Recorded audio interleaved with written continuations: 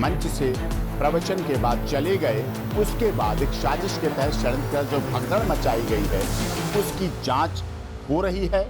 अपने law and order है, law and order की व्यवस्था है, पुलिस प्रशासन है, वो भी व्यवस्थाएं देखनी है, हमें सबकी बात माननी है, हमें सबके ऊपर विश्वास रखना है, हमें सब पे कानूनी कार्रवाई होगी वो हम लोग करेंगे। और नारायण साकार हरि ने सदैव शुचिता का जीवन जिया है। हाथरस में सत्संग के बाद मची भगदड़ में 121 लोगों की मौत हो चुकी है।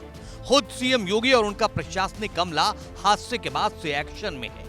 सीएम योगी और उनके कई मंत्री बुधवार को हाथरस पहुंचे। इधर हादसे को लेकर जांच का सिलसिला जारी है, लेकिन इसी बीच नारायण साकार हरि की एक चिट्ठी सामने आई है जो सोशल मीडिया पर भी वायरल हो रही है। इस चिट्ठी में नारायण साकार हरि की तरफ से कहा गया है कि मैं पहले ही सत्संग स्थल से चला गया था, जिसके बाद कुछ असामाजिक तत्वों के जरिए भगदड़ मचाई गई। साथ ही उन्होंने ये भी बताया कि इस मामले को लेकर सुप्रीम कोर्ट के वकील एपी सिंह को हायर किया है। नारायण साकार हरि के नाम से ये लेटर जारी किया गया है। लेटर में कहा गया है कि हादसे में जान गंवाने वालों के परिवारों के प्रति उनकी संवेदना है, साथ ही घायलों के जल्द ठीक होने की कामना भी की है।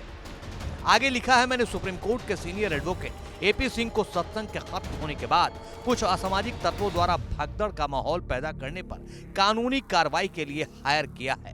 मैं सिकंदरा राव के गांव फुलारी से 2 जुलाई को बहुत पहले रवाना हो गया था।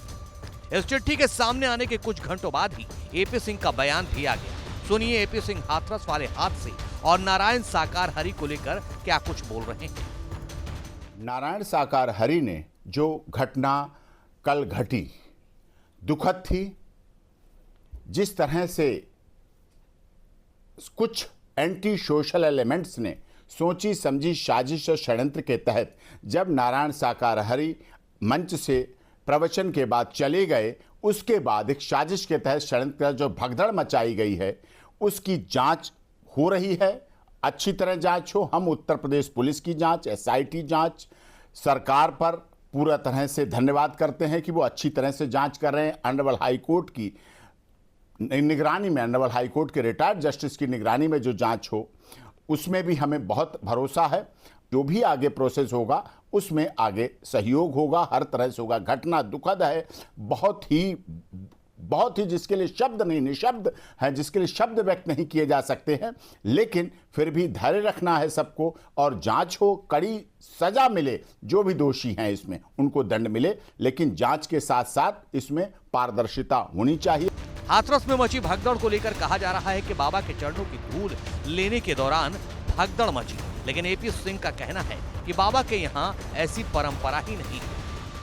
जीवन में लोग कहते हैं पीछे भागे, उनके यहाँ कभी पैर छूने की प्रथा नहीं है, कभी उन्होंने जीवन में पैर नहीं छुलाए। उनके यहाँ कभी चंदा, दान पात्र, डोनेशन की कोई व्यवस्था नहीं है। वो नारायण साकार हरि आज कोई मोबाइल फोन नहीं रखते, कोई सोशल साइट्स नहीं है उनकी, कोई यूट्यूब चैनल नहीं है, कोई पत्रिका नहीं छपती है, कोई Facebook page, Instagram, WhatsApp group, कभी कुछ नारायण साकार हरि जी का नहीं रहा है। बिल्कुल उनका शुचिता का जीवन है। इसीलिए जो भी संवेदना है वो व्यक्त की जा रही है। और विलंब के कारण यह है कि कोई उनका कनेक्शन नहीं। लॉ एंड ऑर्डर है, लॉ एंड ऑर्डर की व्यवस्था है, पुलिस प्रशासन है, वो भी व्यवस्थाएं देखनी है, हमें सबकी बात माननी है, हमें सबके ऊपर विश्वास रखना है, हमें सब पर भरोसा रखना है इस आधार पर। लेकिन कोई भी आगे कानूनी कार्रवाई होगी वो हम लोग करेंगे।